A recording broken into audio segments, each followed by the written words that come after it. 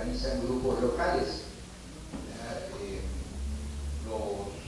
Son grupos de personas que van de una localidad a un territorio. De alguna forma, quienes organizan, es habitual que quienes organizan estas actividades, mayordomos, etc., ganan, si hacen bien el trabajo, ganen autoridad y cierta respetabilidad en la comunidad. Eso es una forma de construir un espacio de poder. Ahora estamos también en sociedades con una diversidad religiosa. Entonces los católicos hacen peregrinaciones. La procesión es una forma de peregrinación o de una actividad de movilización del mundo católico, pero que generalmente está dirigida por un sacerdote. Esa sería la diferencia. Pero también los evangélicos tienen sus formas de construir espacios de poder a partir de su movilización, ¿sí? Pero ellos no dicen que vayan a santuarios ni que estén peregrinando, sino que van a conferencias y otras actividades, y se van a otra localidad, y también llegar a otra localidad implica una forma de expresar presencia social que también se transforma en poder para este asunto. También habría una parte simbólica, religiosa, etc., pero como ahora me contrataron para hablar de comunicación y política, entonces no voy a hablar la otra parte. Pero sí, son formas de construir poder de alguna manera. Y también,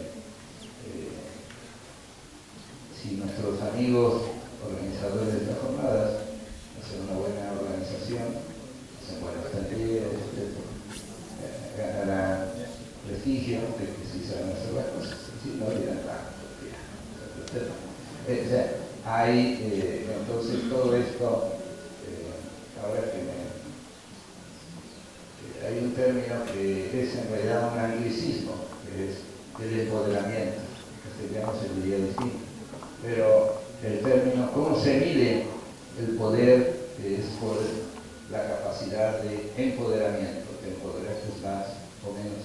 Y eso, si ustedes quieren ser buenos políticos, porque en sus comunidades les va a tocar ver la política local, es si están bien empoderados o no están bien empoderados. Cuando apenas llegué aquí a la Sierra Norte de Puebla, yo en realidad trabajé con los vecinos, ¿verdad? Con los totonacos de la Sierra Norte de Puebla. Entonces, ahí la gente tenía sus semillas criollas.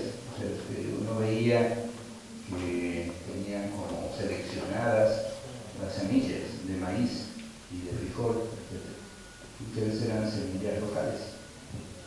Y entonces, en esa época yo trabajaba en el Instituto Nacional Indigenista como investigador y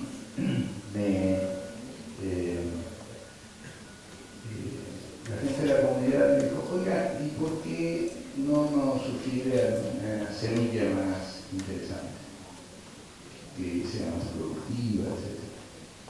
Y entonces fui con uno de los agrónomos que estaba ahí en la línea.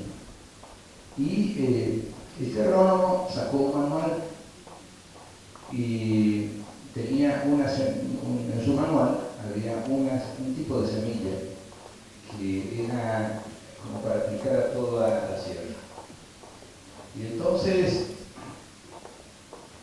pero ese manual evidentemente estaba diseñado por las fábricas de semillas, ¿no? Entonces, le dije, oiga, y esta semilla que usted me propone, ¿cómo se aplica? Y entonces me dijo que había que poner un complejo de pesticidas, de fertilizantes, etcétera, y que eso había que comprarlo, etc. Bien. Entonces, de alguna manera, hoy en día hay una polémica muy fuerte en el mundo de la agricultura. si es más conveniente usar las semillas criollas o las semillas transgénicas, mejoradas, etc. El asunto está en que, evidentemente, si el peligro de usar esas semillas transgénicas, etc., es, como se dice en términos populares, que puede ser que le salga más cara la salsa que las albóndigas, que la cantidad de maíz que produzca no alcance a cubrir los costos de los herbicidas, pesticidas y fertilizantes. Este es el primer problema. El segundo problema es que las semillas transgénicas tienen incorporado un gen que se llama Terminator, así, Terminator, como el de la película. Y ese gen opera como el de la película. O sea que, en definitiva, esas semillas no sirven para generar semillas. O sea que lo que salga es otra cosa. Pero además, las empresas tienen registrados en el Instituto Mexicano de la Propiedad Industrial esa semilla. O sea que usted no puede producir esa semilla. Tiene que pagarle a Monsanto o lo que fuere, justamente los derechos por haber hecho esa innovación tecnológica. Entonces, ahora, ¿cómo es que los distintos agricultores han llegado a tener esas semillas que tienen ahora? Lo han hecho por un proceso de selección que les llevó miles de años, ¿sí? Y entonces han ido seleccionando semillas que son resistentes a las plagas locales, etcétera, etcétera. Y también las comunidades generan su propio sistema de fertilizantes. Yo recuerdo que la gente me explicó que sembraba la semilla, pero muchas veces acompañando esa semilla con una hoja, ya no recuerdo de qué planta, y esa hoja creaba un medio para alimentar la semilla cuando comenzara a germinar, ¿no? De que tenían su propia estrategia de fertilización, pero que era con recursos locales y que no implicaba comprar otra tecnología, etcétera, etcétera. Entonces, en esta perspectiva, el problema está en cómo mejora usted sus semillas locales y no necesariamente cómo compra un paquete tecnológico que le cree mayores costos. Porque en definitiva estamos en una sociedad capitalista y en una sociedad capitalista todo tiene un costo. O sea, esto es lo que debemos medir. Justamente anoche veníamos, que me hicieron el favor de ir a buscar y veníamos, bueno, yo decía, oiga, ¿por qué está tan cara las naranjas y las mandarinas, etcétera? Aquí me dijeron que aquí se producían muchos citrus. Y resulta que, así como gran favor, me venden las mandarinas en el Distrito Federal a 20 pesos 3 kilos. 3 kilos, vaya a saber si son de 900 gramos, de 1000 gramos, ustedes saben que es dinámico, ¿no? Entonces, o sea, me están cobrando a 6.60 el kilo de mandarinas, y aquí ya como, pues aquí de repente es a 500 pesos la tonelada, 600 pesos la tonelada, etcétera, ¿no es cierto? Entonces, ¿quién se queda con realmente el excedente? No se queda el productor. Al productor, como se dice vulgarmente, se lo coyotean, ¿no? Entonces, por un lado, hay que mejorar las especies locales. Vean, por ejemplo, las semillas nadie se las come, y aquí es probable que ustedes produzcan naranjas y mandarinas con semillas. Hay procesos de injertos, de cruzas de plantas, etcétera, que te puede salir una planta sin semillas. ¿Por qué? Porque en realidad nadie hace nadie saca plantas de lo que se llama una reproducción sexuada de la planta, sino que es una reproducción asexuada, o sea que se utilizan los brotes, ¿no es cierto?, para generar, y ahí en esos brotes está la habilidad del productor de ir generando, mejorar las especies para que no tener que usar fertilizantes, para saber cómo podar, etc. Todo eso son lo que ahí dice ecotecnologías amigables. Definitiva, pero las ecotecnologías no solo implican producir especies con más capacidad, más grandes o más rendimiento, etc. También implica organización social, también implica un sistema de distribución de ese producto, ¿sí?, de tal manera que el productor local no esté atado a los compradores locales. ¿Qué hacen los compradores locales?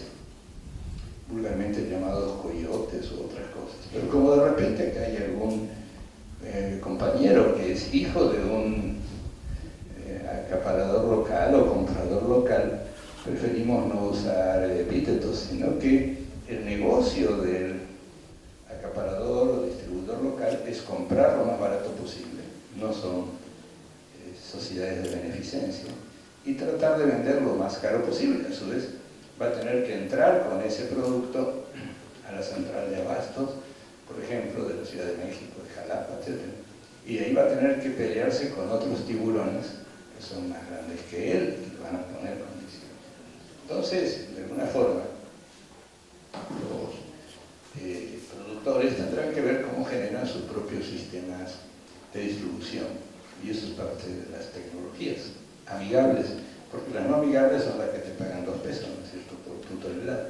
Entonces, todo esto está vinculado a que no basta, por eso decir, no basta que aunque ustedes tengan su credencial del IFE y vayan a votar cada 3 años, sino que el desafío es mejorar sus condiciones de vida, obtener mayores rendimientos por el mismo trabajo, o un poco más de trabajo por obtener mayores rendimientos, pero a su vez también organizarse de forma inteligente para poder distribuir en forma mejor sus productos, y ahí es donde definitivamente es parte del asunto. Entonces, no sé si contesté a su pregunta, pero el tema central está en cómo se ejerce esto. Ahora, ¿por qué intercultural? Creo que el asunto está en que actualmente, durante mucho tiempo, hay un chiste, ¿no? Y es que ¿por qué una persona sale en National Geographic y por qué sale en Playboy? Playboy es una revista donde generalmente salen mujeres con poca ropa, y no es porque vivan necesariamente en esta zona que hace mucho calor, ¿no es cierto? Y National Geographic da cuenta de otros pueblos, de lo exótico.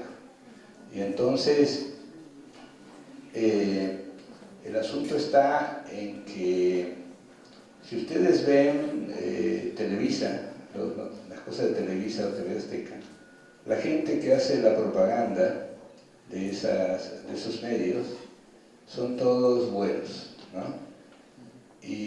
O güeras. No hay, y cuando por ahí aparece alguien notoriamente indígena o africano, lo hace en papeles bastante denigrantes en muchos casos. Eso es una forma de ejercer poder. Y el mensaje no necesariamente es que yo te digo cosas sobre tu señora madre, sino también el mensaje es, fíjate que tú no eres gente bonita, ¿sí? Los bonitos somos los güeros, ¿eh? Entonces, eso es una forma de racismo. y es una forma de ejercer el racismo. Entonces, lo que debemos entender es que,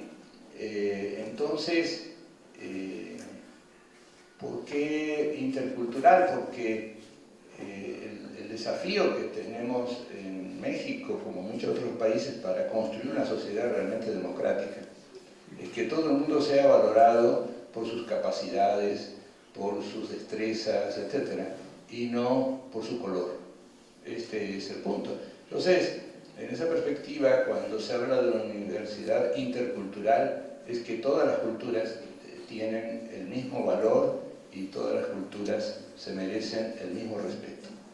Por eso les sugiero que digan que hablan, cuando hablen como yo estoy hablando ahora, que hablan en castellano y no en español, porque ese juego de poder entre el castellano y el español es el mismo juego de poder entre las lenguas y los dialectos.